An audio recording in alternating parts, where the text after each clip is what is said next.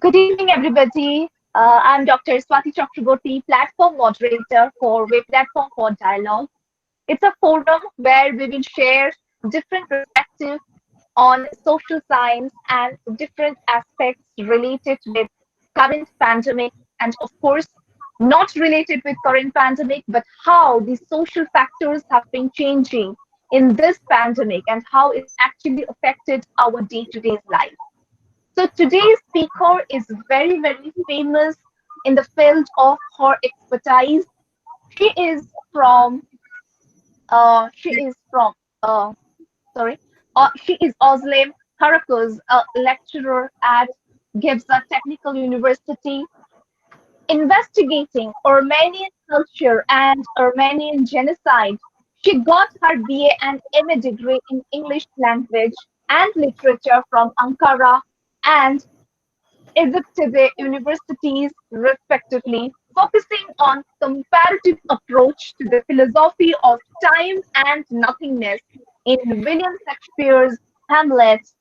And she is a wonderful scholar in the field of cultural memory of Turk and Armenian in 2018. She is from Turkey, so I welcome you, Özlem, for today's webinar speaker. And today she will going to talk about Armenian orphanage called Armen. So it's a wonderful opportunity to hear you, particularly in this speaker. So I welcome you for today's webinar series in the month of August. And now the floor is open to you. And we will be love to hear your experience, your expertise in this field. Thank you. Hello, all. Hello, Professor Yes. Lee. Good morning. Doctor, could you please put my presentation on the screen? So today I'm going to talk about Armenian Orphanage in Istanbul. It's very interesting. This orphanage is located so close to my house in Istanbul, and I didn't know that. And it's very interesting that even the neighbors of the orphanage. Yeah, thank you. Okay.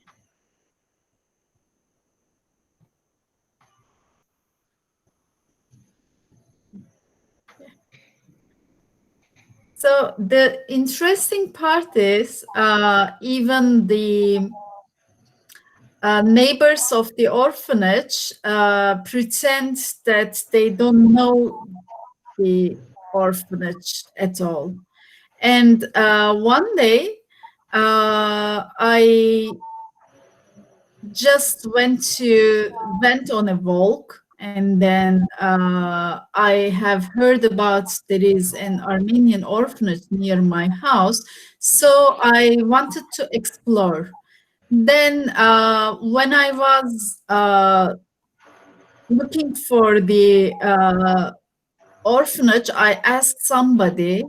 I had the address, and I asked somebody, and he was just disturbed, and he didn't want to answer. He said there is no orphanage here. So it took my attraction a lot, and more and more. And but before that, if I talk about a little bit past of the story, I can go back to year 2007. So what happened in 2007? Yeah. In the screen, Can you able to see the first slide? first one? Yeah, this Hrant thing. Yeah. Here you can see Hrant thing. He was actually a very popular journalist, and he was an activist and also editor of the newspaper Agos. Agos is the newspaper belongs to Armenian minority in Istanbul.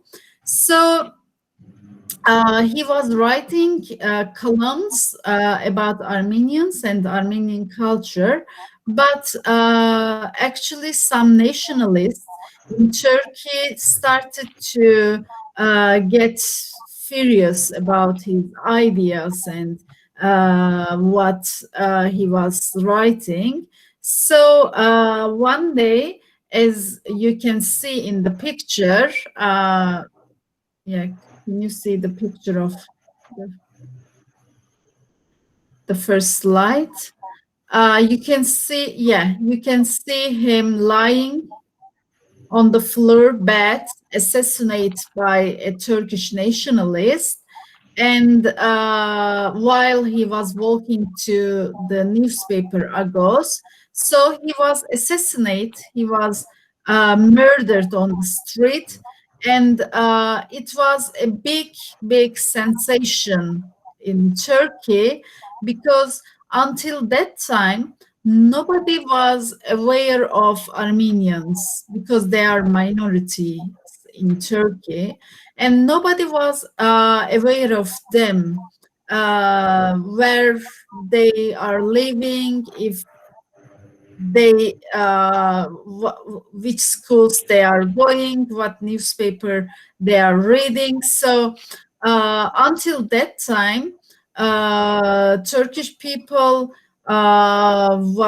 the Turkish people were ignorant about them. So it was the moment, it was the exact moment, because in the picture you can see in the photograph Hrant on the floor, and you can, I don't know if you can see his shoe, one of his shoe, it is like ruined, it's he has a old shoe in his feet.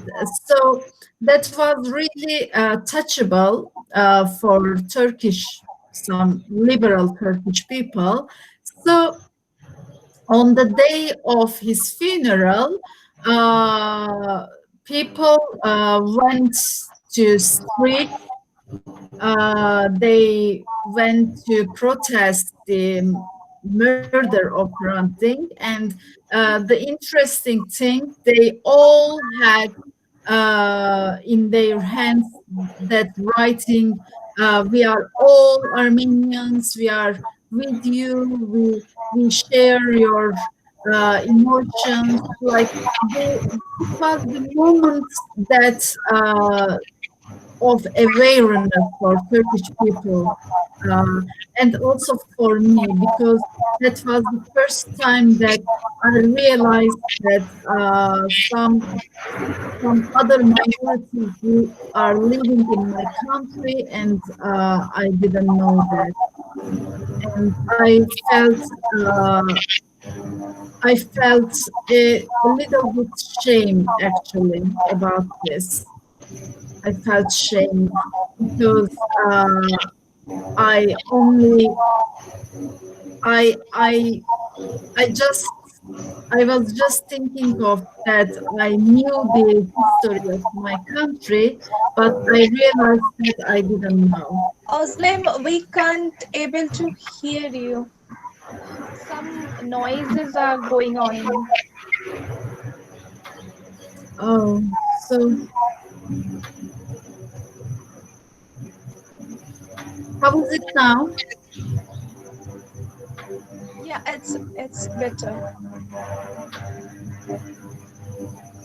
So what's the reason of this?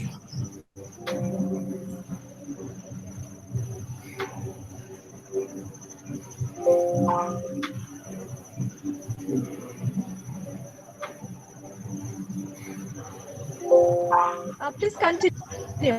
So is it Özlem, better? please continue. Okay. Yeah, it's okay. It's okay. Okay. So it was the moment for me. It was the moment for me that I realized some people are living in my country and they are not Turkish, they are not Muslim, and I started to research, started to my doing research about them. So after Hrant Dink's assassination, uh,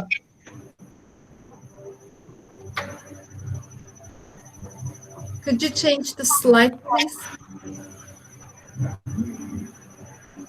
Yeah.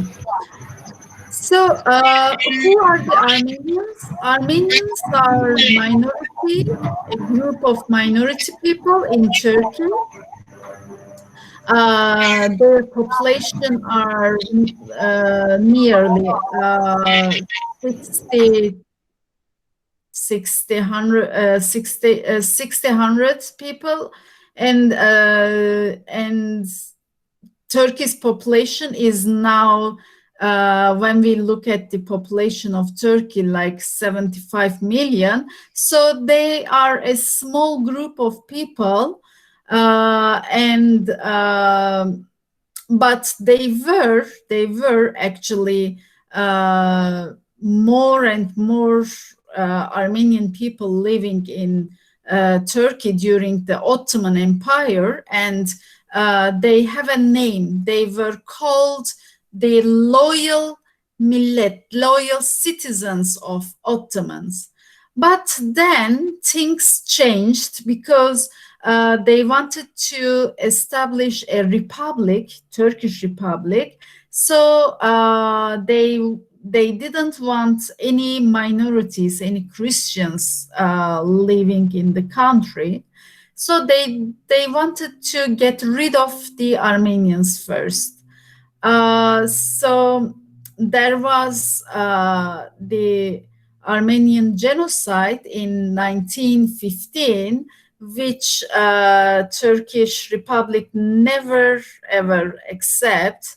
They actually deny the Armenian Genocide, and this is a very big issue in Turkey nowadays, in Turkish politics, because most countries actually, first primarily France, they accepted Armenian genocide, and their parliaments, in some countries' parliaments, they say yes, there was Armenian genocide in Turkey, but Turkey never accepts. They only say, Turkish politics only. They deny the genocide, and they say that was not a genocide just during that time, before the Turkish Republic was established.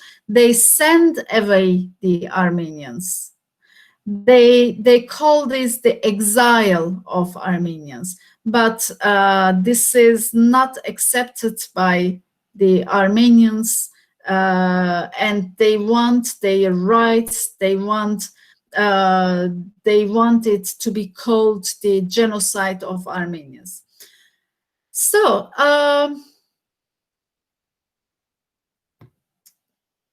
yeah, I'm sorry. Could you show the other slide, please? Yeah.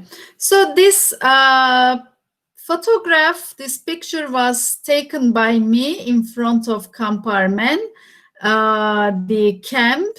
And I went there because, so this gate is opening to the garden, but you can see near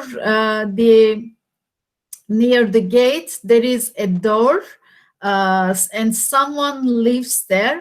And I knocked the door before I went in, so I asked some questions about the camp. So that woman, it was really funny because that woman said, "Oh, there is no camp here." She lives near the camp, and she said, "I don't know anything about the camp." And so, and then she immediately shut the door. And so I entered in the camp. It was interesting because, yeah, the other one.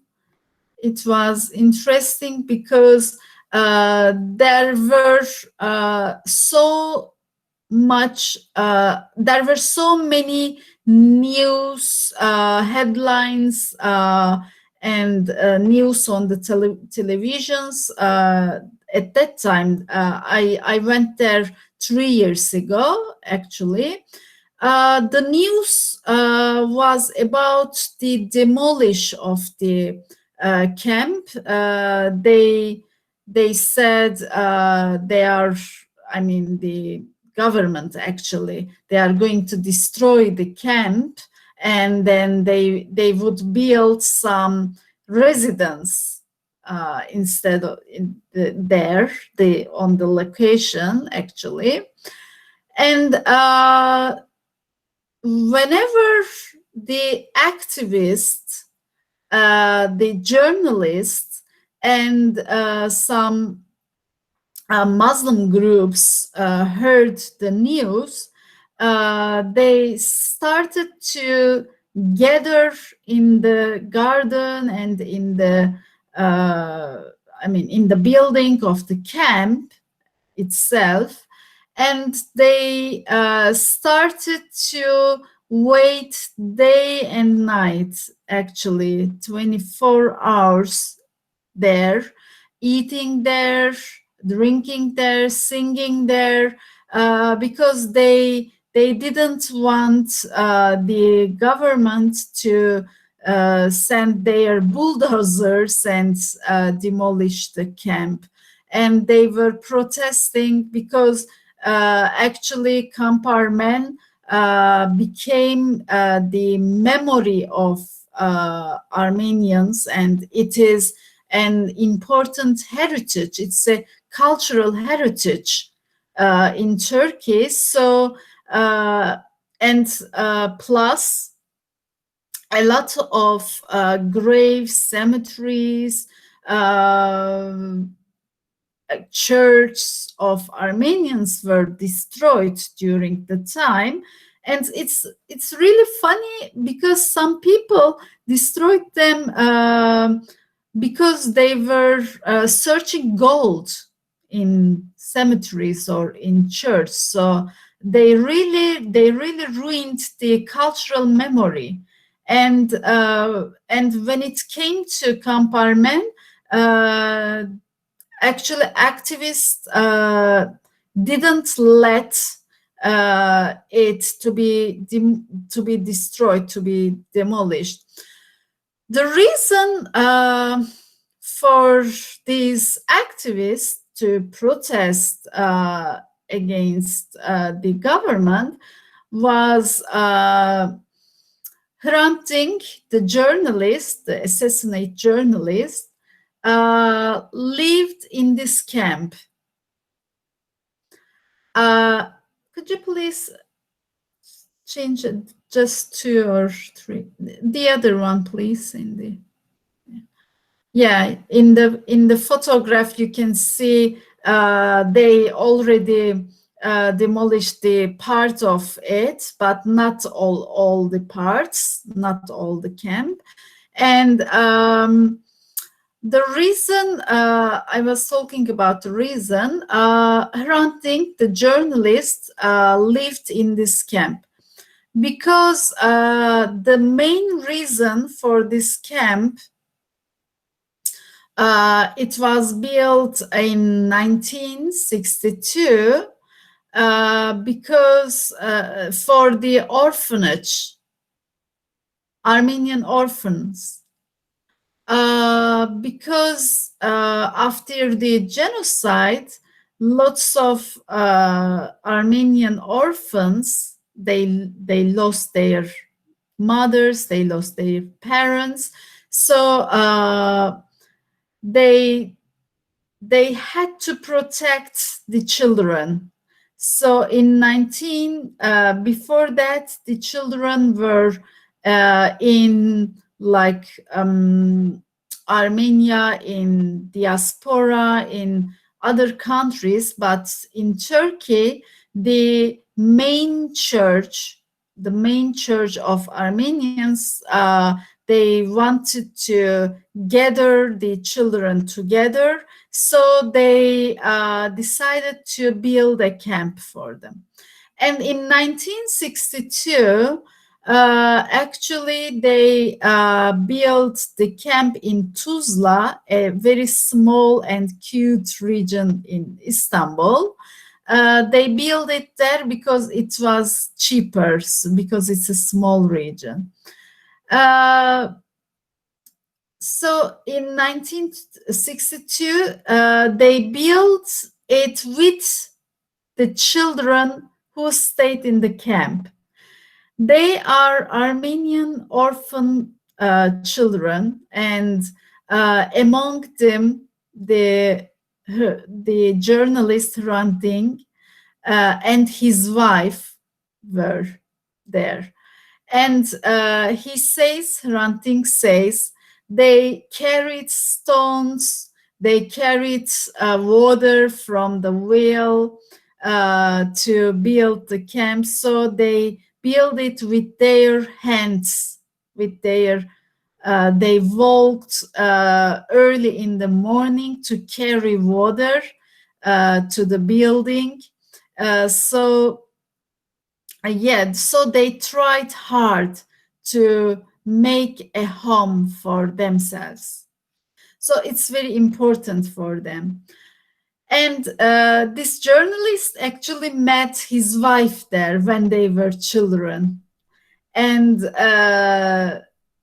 after his death, after his being murdered, his wife was like a souvenir for Turkish people. So they wanted to protect his memory, his camp. So they went there very, very eagerly to stop the bulldozers, to stop the demolition of the camp. And it's also very important because there is a name for these children. It's a very rude, I can say. It's very impolite, but it's already in the terminology of the Turkish politics. It's very sad because for these children, the term sword leftovers. They call them sword leftovers, which means when they were, when the Armenians people during the Armenian Genocide, they couldn't kill some people. Some people escaped from the genocide, of course, and the people escaped, and then they had children. So they call these children sword leftovers. This is a really, I can say impolite term for them, and it is already in Turkish politics. And nowadays also, whenever they talk about something about Armenians, they still call them sword leftovers. And actually, could you please just proceed a little bit? And one more. Yeah, you can see the activists in the camp. They are on duty. They are waiting for the camp not to be demolished. And you can see a lot of people waiting for the officials to stop. And yeah, could you please change?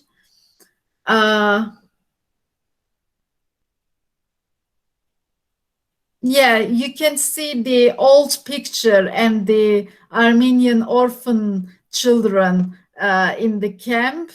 They are so happy. And Hrant Dink, the journalist, said once, he he said it's really very touchable for me. I mean, he said this was their world, this was their Atlantis, the camp was, and they were happy children. He said they got tired, but still they were happy to build a house, to build a home for themselves. Also, there was an aim, of course, for the camp. The main church of the Armenians wanted to build this camp because they didn't want their culture and also, most importantly, their language not to be lost, because they cannot practice their language in Turkey at all, because they are afraid of speaking Armenian in the street. So they, you know, when the more they speak Turkish, the more they forget their mother tongue. So they built this camp and gathered the children in the camp, also to give them lessons about Armenian language, about Armenian culture as well, because they didn't want their culture and language not to be lost. They didn't want this at all. And after these protests, actually the good news, they were successful. They really protected the camp, and they achieved to stop the government to demolish it. And then the owner of the land, I mean the landlord of the camp, before he wanted to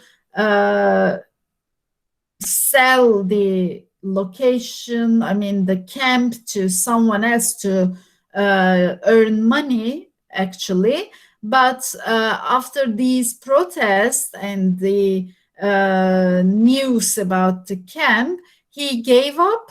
And then now there is the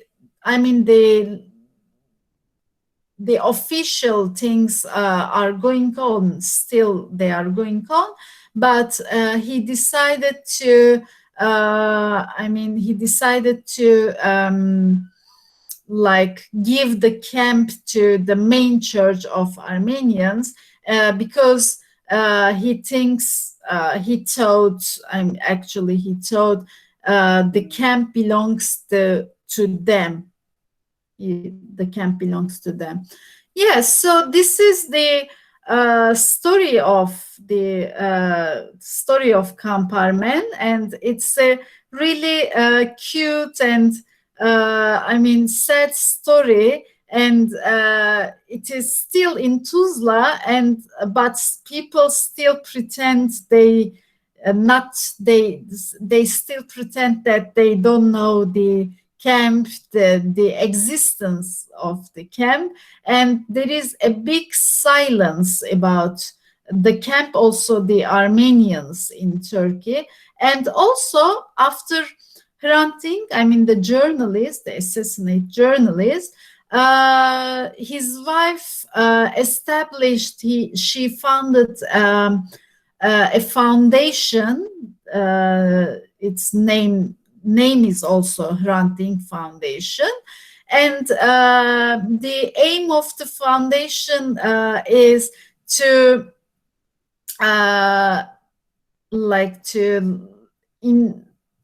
enable to give the message of this solidarity in the country, because they always give the message that we Armenian and Turkish people are coming from the same roots, and they are like brothers. They aim to give this message to Turkish people, and they want to be free, because once Hrant Dink, the journalist, he said, actually he wrote in the newspaper that he had this fear of being Armenian.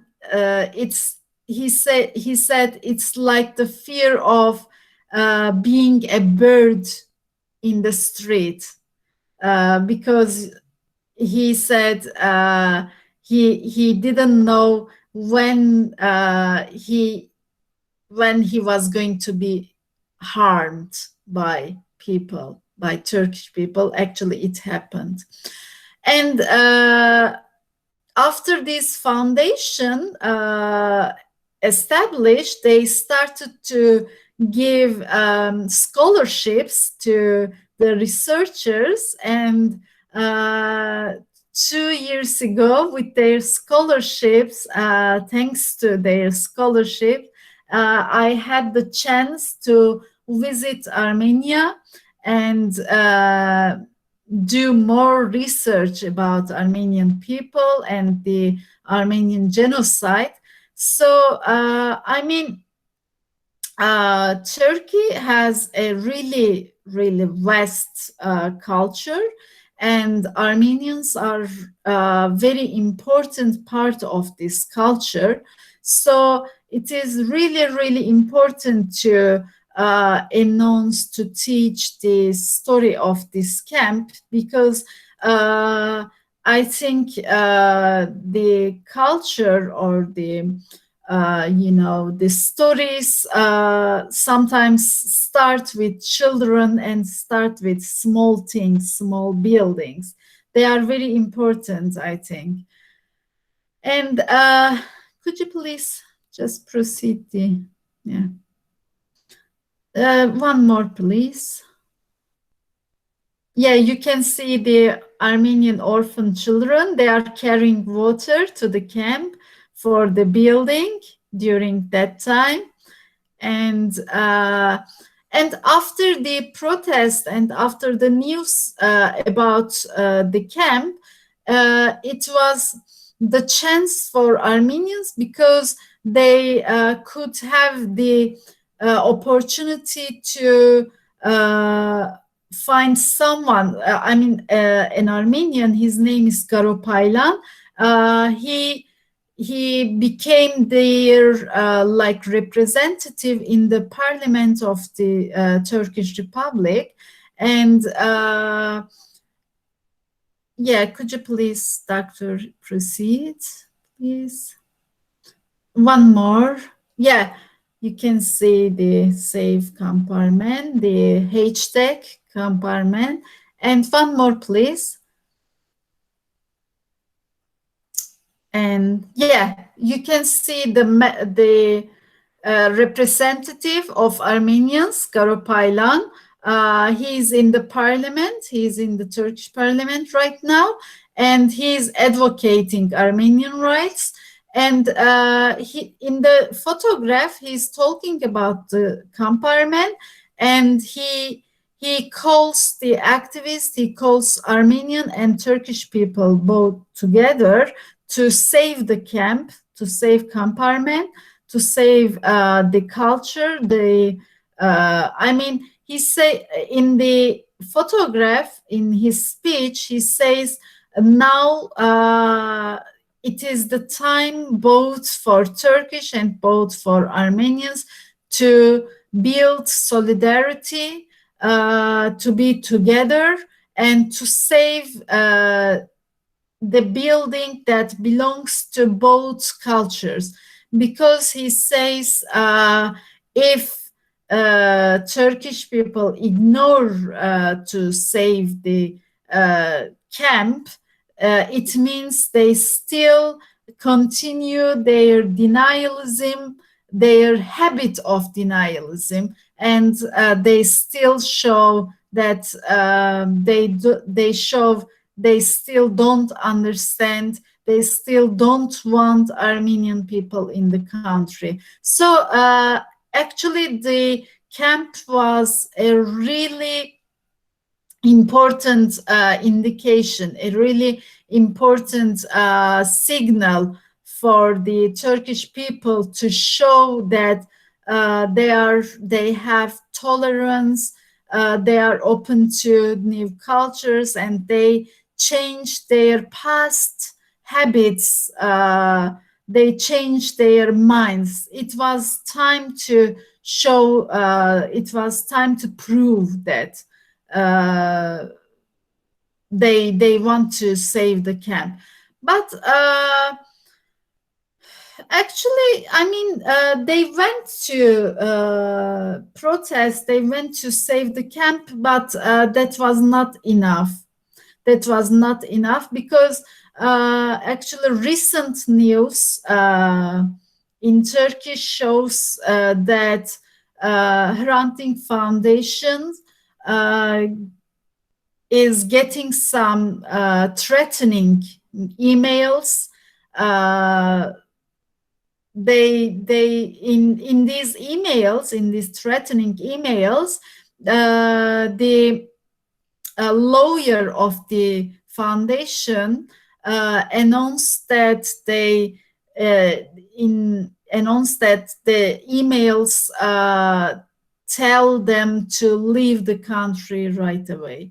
Actually, it is, I mean, it is very sad. All the story and all the genocide stories and the story of the camp is really sad. But I still have the hope that they. I still have the hope when we announce these stories to the world, and like now I'm doing, and thanks to you, telling these stories to you. So it would be they would expand, and the Armenians can have the chance to I mean, they could have the chance to hear their noise to the world. Yeah, thank you. Oh, and also, yeah, I really recommend the last slide, please. I really recommend a documentary, the last one. Yeah, a documentary about Camp Armen. It is, the name of the documentary is Our Atlantis.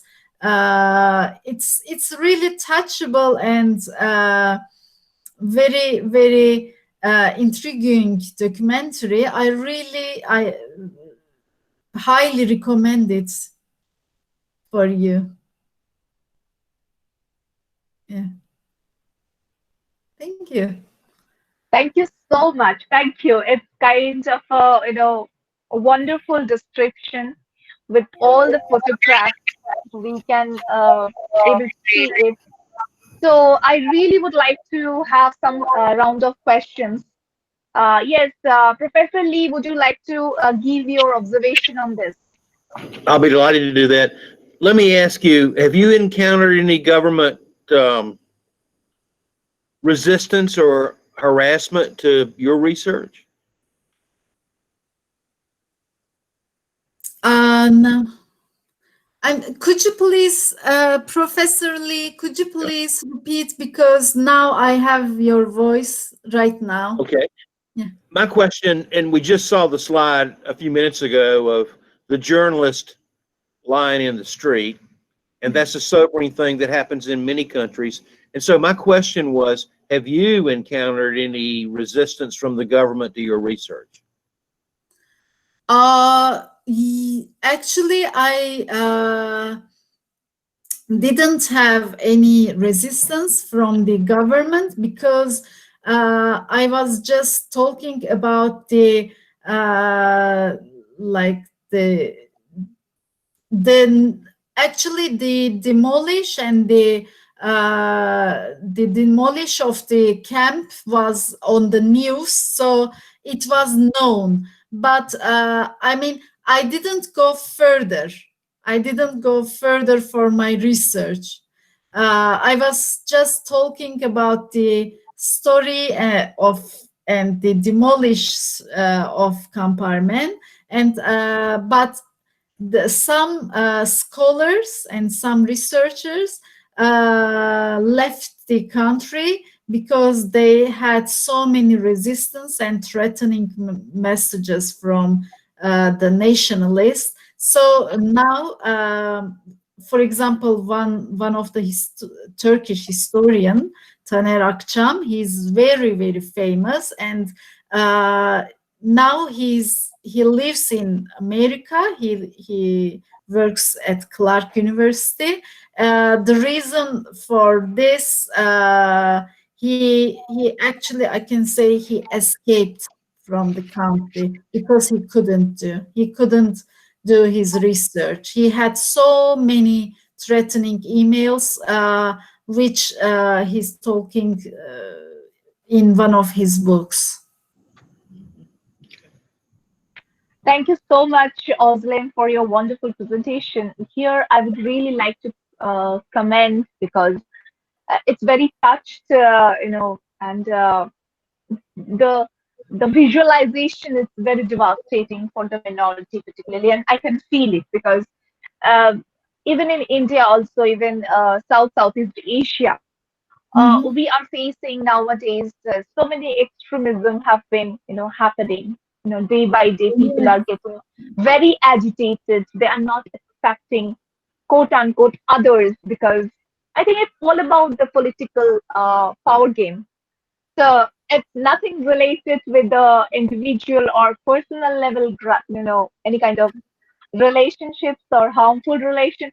Rather, it's more created violence, or state invested violence, rather. So we Yeah. have two questions, very interesting question. One is from Professor Dinakar Kamble. He would like to ask, what is your opinion about the physical and mental condition of the children in the Armenian orphanage camp? Of if COVID-19, he would like to relate it, but I would like to ask you that what was the mental state of that particular orphanage people and the children particularly at that time? Do you have any kind of documents on their mental health particularly?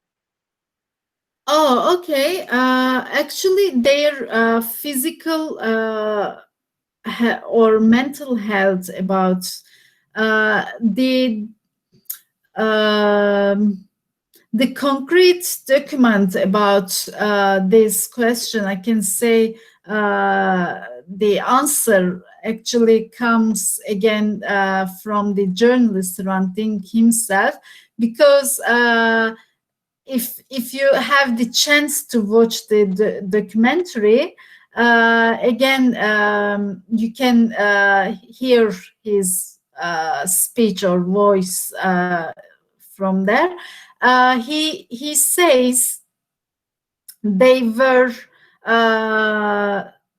they during the building of the camp, he says they woke up at 6 in the morning, and then they went to carry water, and but he said, and then they had Armenian lessons, they had religion lessons like Christianity, and they had Armenian culture lessons.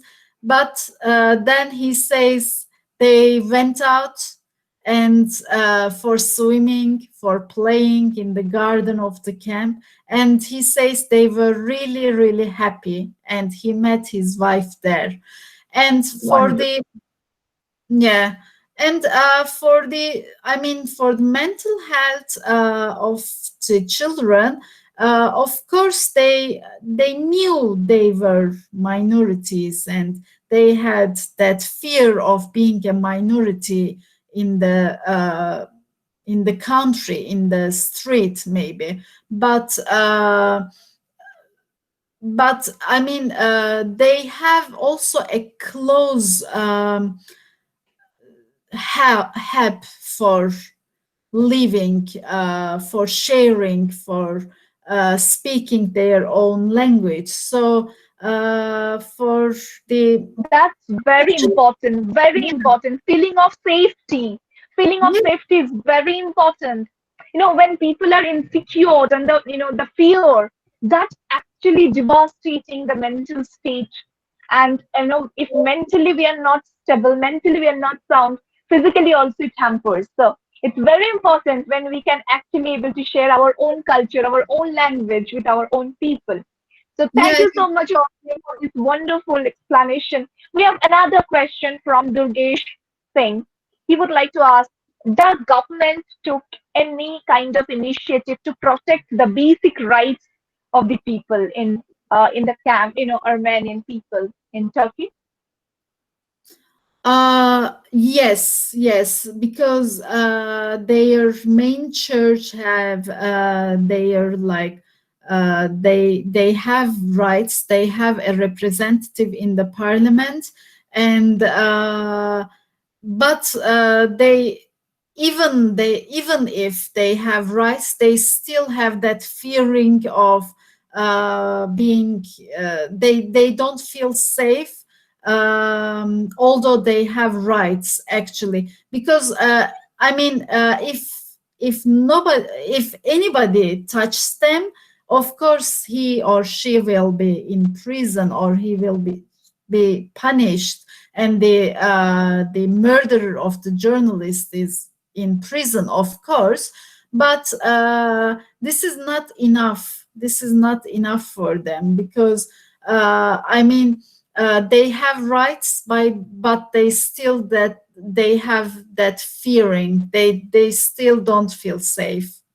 That's right. Okay, so we have another question from Firdaus Ahmed Malik. He's a researcher of economics from Baba Sahib Ambedkar University in Lucknow, UP. Uh, the victims of present world order are mostly minorities all across the globe. Why the World Peace and Development Institutions still not able to help these victims? Number one, do we need any special reforms to make institutions work and stop such violations which are increasing day by day? So actually, he would like to ask that the institutions who are actually interpreting the world scenario for the peace and development, do we really have any kind of policy, any kind of initiative to stop the violation against minorities? Because yes, it's increasing day by day in the worldwide, not in a, Turkey is not the separate one. Turkey, I think it's a part of world politics. Even in India, we can able to see, even in US also, the current scenario in COVID, we can able to see the racist thing. So how would you interpret that? What should be the role of the institutions that they can play to safeguard Uh, the minorities? yeah, that's a very good question. Actually, I can answer this. I can comment this question from. I can give another example apart from Armenians. during I mean, yeah, during, or I can say, I read a book about Bosnia Bosnia genocide, a Bosnia war with Serbs, and I read a book, a memory, I mean, a biography from a Bosnian girl. Yeah, and actually, in the book, it's I mean, I was really horrified to read that they were like during the war. Uh, I mean, I can call it also Bosnian genocide. I can call it a genocide too. And during that genocide, they were waiting to be rescued by the United Nations, for example. And she says she was actually one of the survivors, and she says the representatives from the United Nations came to Bosnia, and they just looked at their face and they left. She said they did nothing. They just visited, and they and they just to make news that they visited and they did something. And she says they just looked at their face. So I think never ever the institutions. I cannot see any active, any helpful thing from the institutions. I think that's why we need more personal touch, as I always repeat in my sessions. That I think that's why we need more and more individual level understanding, bonding, research work, so we can create at least pressure to the institutions where we actually belong. Like for example, I'm from India. With my writing, I'm not sure that whether the politicians or the policymakers will actually listen to me, but at least we could create a wave to the Indian part.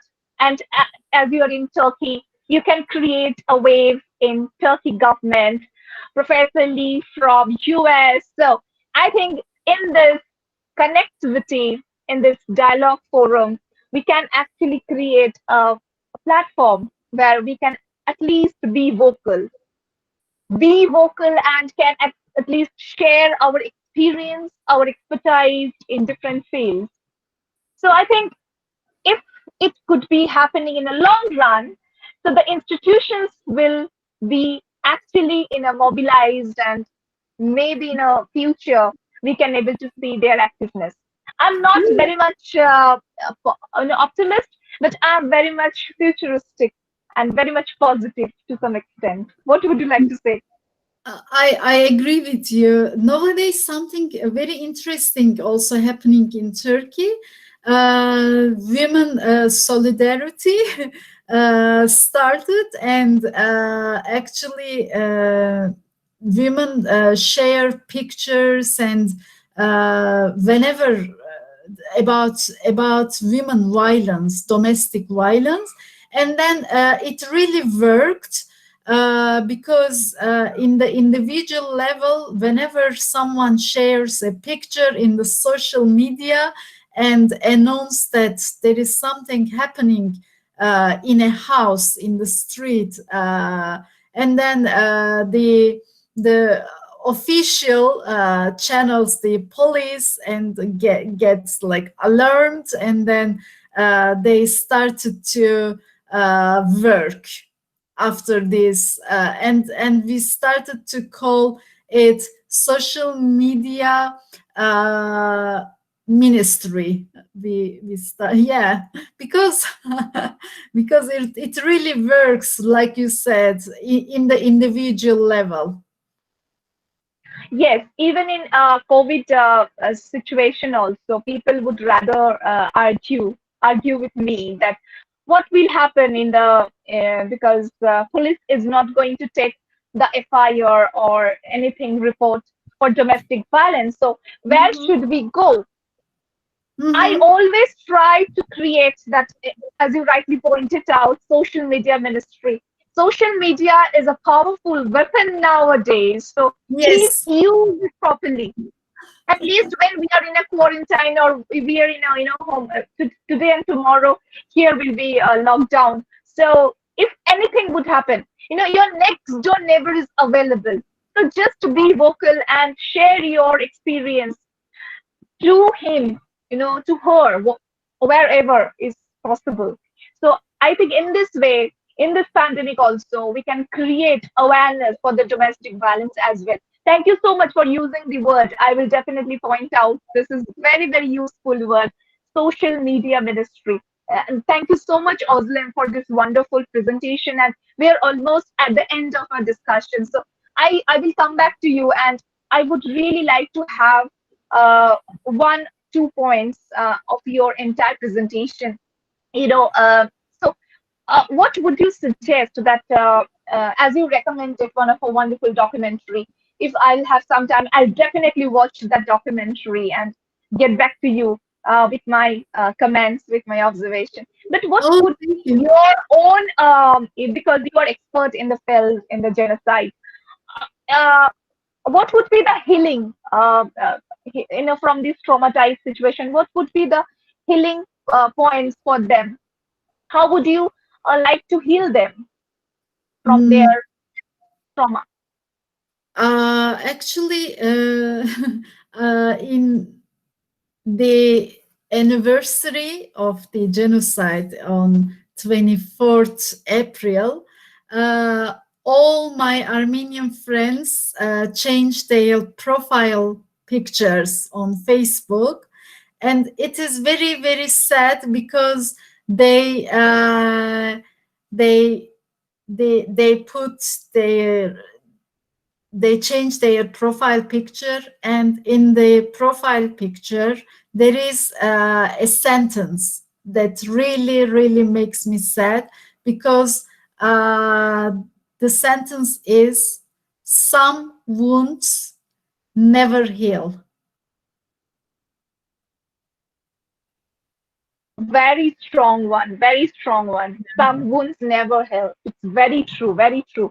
That's what I always feel, that if any word would be coming out from your mouth, it will not be going back to your mouth.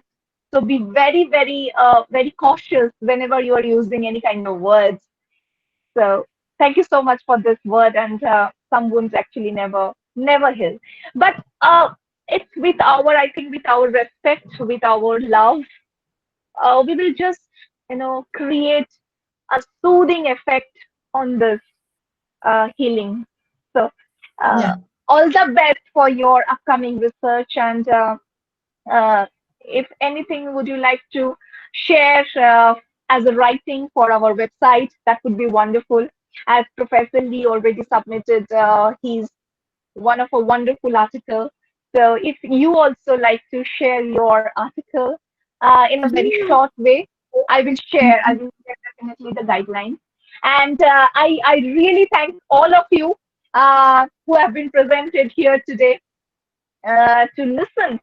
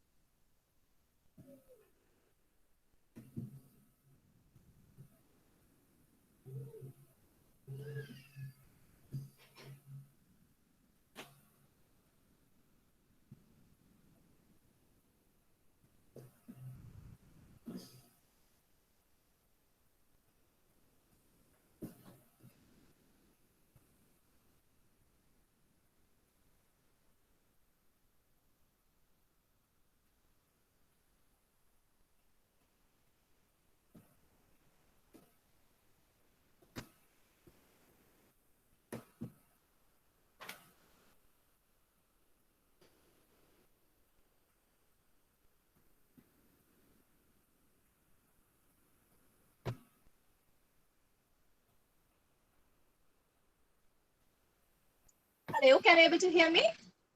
Yes. Yes, I'm so sorry for the connectivity problem. And I was telling that thank you so much, Özlem, for your wonderful presentation. And we will definitely be connected for our future ventures as well. So thank you. Thank you so much, all of you. That was my pleasure. Thank you very much.